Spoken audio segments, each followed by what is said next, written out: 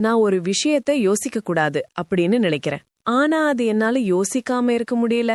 அத பத்தி யோசிக்க கூடாது அப்படின்னு நினைக்கதான் இன்னும் அதிகமா அதையே நினைக்கிறேன்.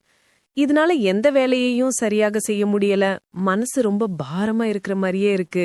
சரியா தூக்கம் கூட வரமாட்டேங்குது அப்படின்னு புலம்புற எல்லாத்துக்கும் இந்த கதை ஒரு முற்றுப்புள்ளி வைக்கும். ஒரு ஊர்ல ஒரு வியாபாரி ஒருத்தன் இருந்தான். அவனுக்கு தன்னோட சிந்தனை தான் பெரிய பிரச்சனை. எப்போதும் யோசிச்சுக்கிட்டே இருப்பான்.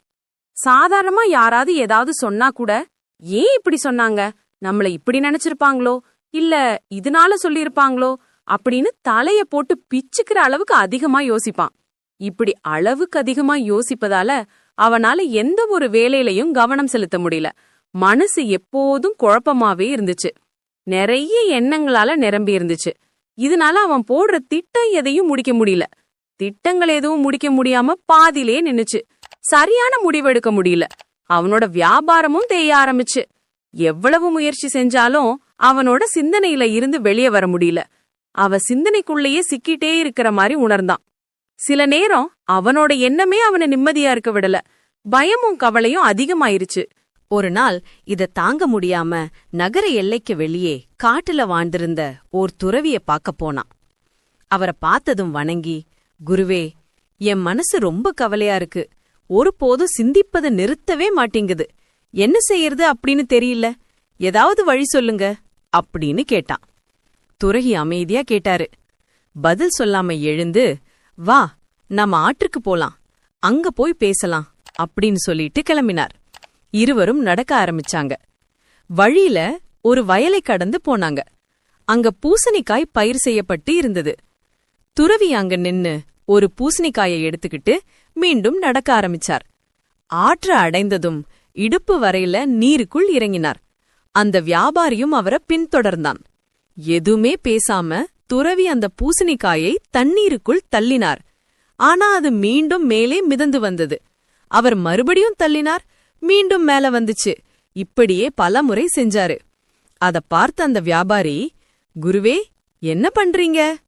துறவி, இந்த பூசணிக்காய மூழ்கடிக்க முயற்சிக்கிறேன், ஆனா அது திரும்பவும் மேல வருது.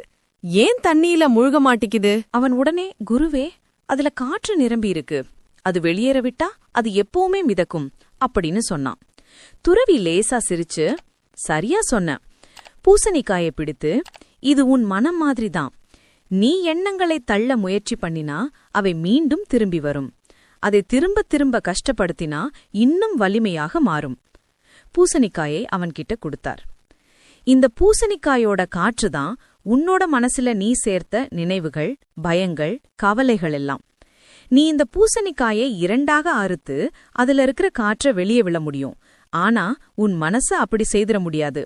அவன் யோசிச்சு குழப்பமா இருந்தான்.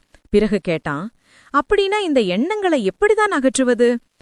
துறவி பூசணிக்காயை விட சொன்னார். அது மெதுவா மிதந்து நகர ஆரம்பிச்சது.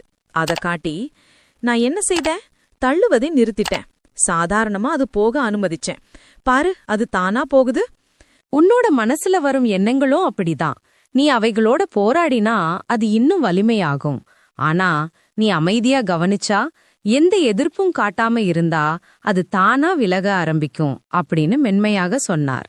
அவன் இப்பதான் புரிஞ்சுக்கிட்டான். ஆஹா, இதுதான் விஷயமா குருவே, எனக்கு ஒரு நல்ல வழிகாட்டுனீங்க, ரொம்ப நன்றி. நீங்க மட்டும் சொல்லலனா நான் என்ன ஆயிருப்பேன்னு தெரியாது அப்படின்னு நன்றி சொல்லிட்டு கிளம்பி போனான். அந்த நாள்ல இருந்து அவன் சிந்தனையோட சண்டை போடல. எந்த ஒரு கவலை, சிந்தனை மனசுல வந்தாலும் ஒரு பார்வையாளரை போல அமைதியா கவனிச்சான். மெதுவா எண்ணங்களோட சக்தி குறைய ஆரம்பிச்சது. மனம் அமைதி அடைந்தது. வேலையில கவனம் திரும்பிச்சு. வேலையும் வளர்ச்சி அடைய ஆரம்பிச்சது. நம்ம மனத்தோட சண்டை போட்டா அது அமைதி அடையாது. நம்ம எண்ணங்களை தள்ள முயற்சி பண்ணினா அது இன்னும் வலிமையா மாறும். ஆனா வானத்துல அசைகிற மேகங்களை எப்படி பாத்துக்கிட்டு இருப்போமோ அது மாதிரி மனசுல வரும் எண்ணங்களோடும் சிந்தனைகளோடும் போராடாம அமைதியா கவனிக்கணும். அதுதான் மனத்தை கட்டுப்படுத்துற உண்மையான வழி. ஒரு மனிதன் ஒரு நாளில் 60,000 80,000 எண்ணங்கள் யோசிக்கிறான்னு ஆய்வுகள்ல சொல்றாங்க. அதுல பெரும்பாலானவை பயம், கடந்த காலம் சிந்தனை, எதிர்காலம் பற்றிய கவலைகள் தான். மனம் தனியா சிந்திப்பதில்ல. நாம மனசுக்குள்ள என்ன விதைத்து வைக்கிறோமோ அதைத்தான் சிந்திக்குது.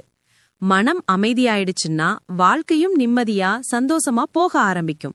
ஒருவரின் உண்மையான வலிமை வெளி உலகத்தை கட்டுப்படுத்துவதில்ல, உள்ளே இருக்கும் மன உலகத்தை கட்டுப்படுத்த கற்றுக்கொள்வதுதான். அதுதான் மிகப்பெரிய சக்தி. இந்த கதை புடிச்சிருக்கும் அப்படின்னு நம்புறேன். நீங்க என்ன நினைக்கிறீங்க அப்படின்னு மறக்காம கமெண்ட் பண்ணுங்க. புடிச்சிருந்தா லைக் பண்ணுங்க. அப்படியே சப்ஸ்கிரைப் பண்ணிக்கோங்க. நன்றி, வணக்கம்.